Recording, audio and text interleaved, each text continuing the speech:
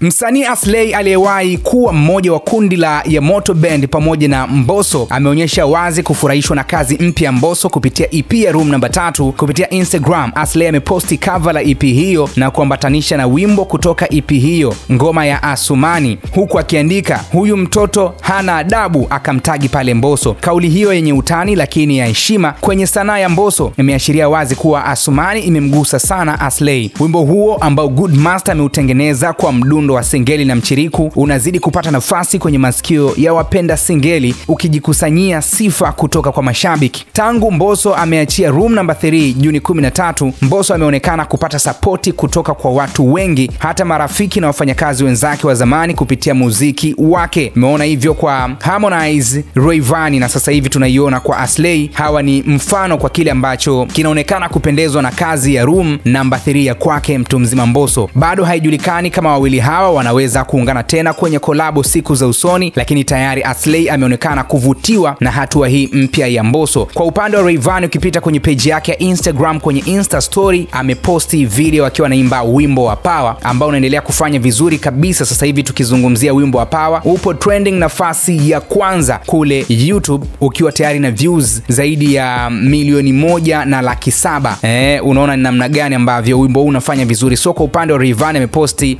na kuimba wimbo huo. Kwa upande wa Aslay, yeye amependezwa na wimbo wa Asumani wenye mdundo wa singeli, mchanganyiko wa singeli na mchiriku.